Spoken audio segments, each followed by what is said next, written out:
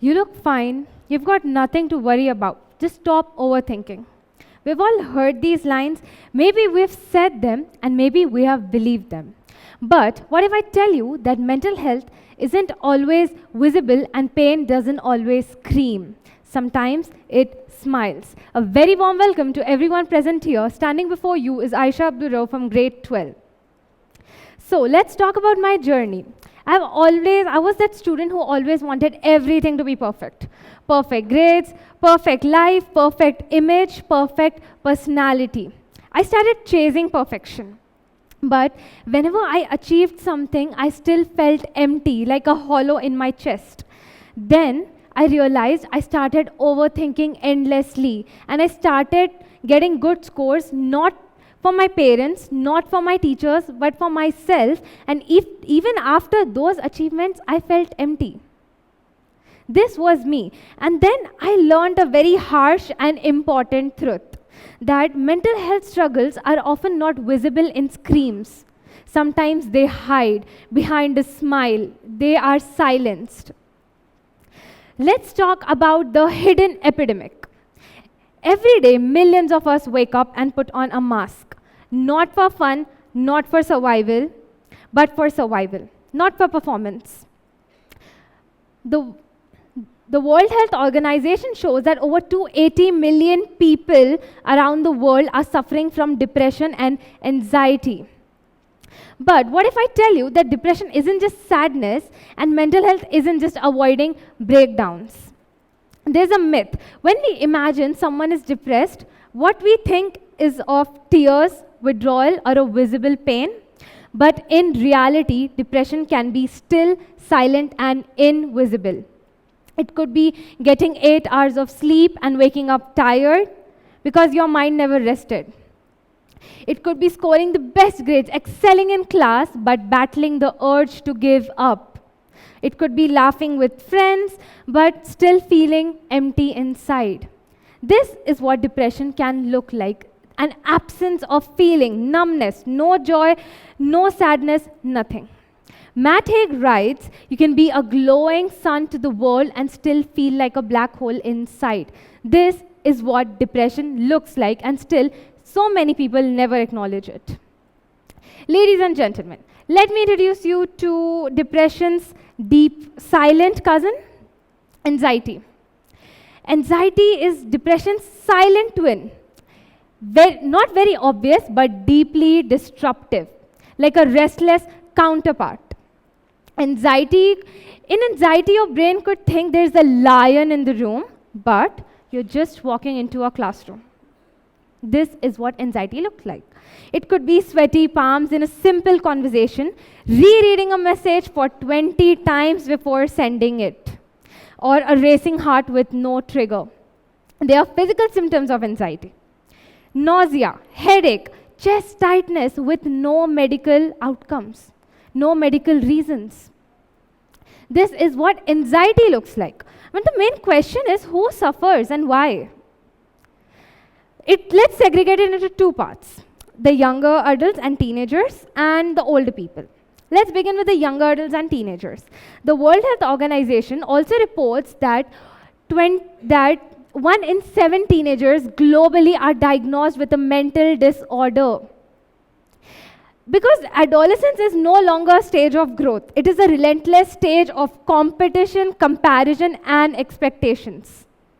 This is what adolescence is. The definition of adolescence has completely changed. For the teenagers, it could be academic pressure. Yes. Excelling in classrooms to meet invisible standards, the crushing demand to score the best grade, not for ourselves, but to show people. I have experienced this clearly, scoring the best grades but losing the peace of mind. Next comes cyberbullying or bullying.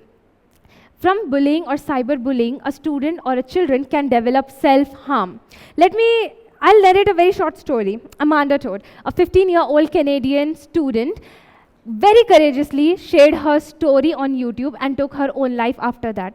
In that video, she explained how she was bullied across multiple schools. But this is a warning, this is a reminder that silence kills people. And it's high time we acknowledge it. And then comes lack of emotional validation at home. When stop overreacting replaces real conversations, there's a deep crack in your self-worth. You begin to feel insecure and question your survival on this planet, because we are surviving, we are not living. There's a very big difference between surviving. You are just living for the sake of living because your body is working. And it may stop working if you have severe anxiety and depression. Left untreated, anxiety can be converted into panic disorders, phobias, and lifelong of restlessness. Now, for older adults, this could differ because it could be grief or chronic illness. Let me tell you how chronic illness and mental illness are related to each other. Everyone knows Selena Gomez here, right? Very famous singer, actor. She was suffering from depression and anxiety, which later got converted into an autoimmune disease. What do we learn from this? We learn that it can form a cycle. Both mental illness and chronic illness together in a cycle will cost you for your entire life. Next come feeling invisible in a very fast-moving world, or retirement. Because after you lose your title, who are you? This is a very prime question that comes to our mind. Or it could be kids moving out, it could be loneliness, or the grief that is suppressed within them from their teen years. These are the symptoms for older adults. But there's one thing very common between both the age groups. The emotions are real and often unspoken and unrealized. Now, let's come to social media. I'm pretty sure 70% of the audience uses social media here. I'm sure.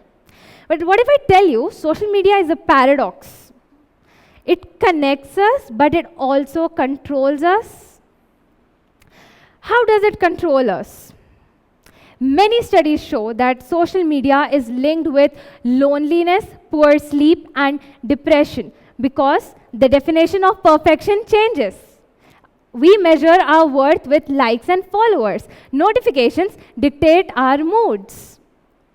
What we see, we compare our behind the scenes with someone's highlight reels. Perfect life, perfect body, perfect vacations. And slowly, we begin to think that we are not enough. We need to achieve more. This is where anxiety and depression come in and affect you for the rest of your lives. I do not oppose social media. Social media is not evil. But when it is replacing real-world conversations and self-acceptance, it is high time that we do not use social media, or rather limit our use to social media. Very few are blessed with the talent of not getting affected what we see on social media. Now, let's talk about the society and stigma that comes with it. Yes, stigma and society. Therapy. Controversial, right? The relationship between society and mental health is very deeply interconnected, I'll tell you. Because the society shapes how mental health is treated and talked about. And for the best part, it is not treated very well, and it is don't talk about it. Don't talk about mental health in public. People would think you are mentally ill. People would think you're crazy, you're a maniac. I'm pretty sure. And especially the culture in India, log kya kahenge? What would people say? Keeps families locked in denial. But let me tell you, people will always say, this is the immutable truth. People will always have something to talk about. It is their job to talk. Because their words are fleeting, but your mental health and everything and your well-being is eternal. And the moment we prioritize society's judgment over our healing, know the moment you are going to surrender your life to an illusion. Because you no longer respect your choices. You respect the society's choices. Now let's talk about trauma. The roots of the silence. Yes, trauma. I'm going to quickly give you an overview on the types of traumas. Generational trauma. The same trauma running in the bloodline, and we take it very proudly. For example, in India, the generational trauma of poverty, migration, abuse runs down from the same bloodline, passed down from generation to generation. And we take it very proudly. We survived this in our childhood. How can you not survive this? We used to study in the street light. How you have so many luxuries? How can you not study in this? But let me tell you, the definition of comfort, perfection, anxiety, emotions differs from person to person. It will not be same. Next comes parental trauma. Very controversial. I'm sorry for all the parents sitting over here. Parental trauma. It comes when the affection is replaced by criticism. When there is neglect instead of care. A very famous quote, I don't remember the author, but a very famous quote by her said that children bear the life the parents wish to live. Just ponder upon it for a minute. And it's high time we understand that we have a generational gap. Not every generation is the same. In India, we think being strict is very powerful. It shows your power. It shows how you can control your children. But in reality, it is really disruptive for your children. And this is how generational trauma comes in, for example, I'll give you a very basic example. Your parents scolding you and they tell you it's because of your well-being. I do not oppose strict parenting, but still. The same thing is followed by you to your children. This is what generational trauma is. And then next comes societal trauma. Society, as we discussed further. Societal trauma, it could be discrimination, the urge to be looking perfect. You're so white, you are not fair. I'll tell you something I have heard, because I am very outspoken. I've heard that no man will marry me, because I'm very outspoken. This is what society does to people. It is very inhumane. But the stronger minds, we need strong minds to control these kind of things. It could be discrimination, gender roles, etc. And society says us that depression is just sadness, anxiety is merely overthinking, and therapy is just a sign of weakness.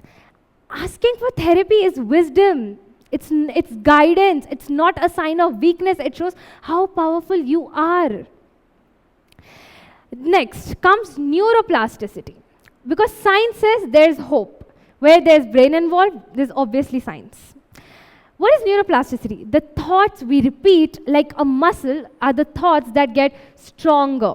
So if you're going to tell yourself, I'm worthless, the brain is going to listen, and that is the same thing is embedded in your minds. On the other hand, if you whisper, I'm okay, I'm confident, it's okay, I can do it, then your mind is going to be stronger. Dr. Kristen Neff, an expert in self-compassion, says, self-compassion gives us the strength to thrive. We have everything in our power, yet we are not making a move. And then moving ahead, there's a new challenge emerged in today's digital world. Careless overusage of mental health language. Oh my God, that movie gave me trauma. That unorganized stack is triggering my OCD. I'm so depressed, my friend is not talking to me. What is wrong with today's generation? Overusage of such words diminishes the gravity of those who are genuinely suffering. It silences them further. It silences them. They feel unseen, invalidated. Because of these overusage of these terms. Let me tell you, before a diagnosis, you will not know if you have an OCD, if you have depression, or if you have anxiety. So, because usage of these terms, mental health struggles should not be reduced to memes and hashtags. Come on, what world are we living in?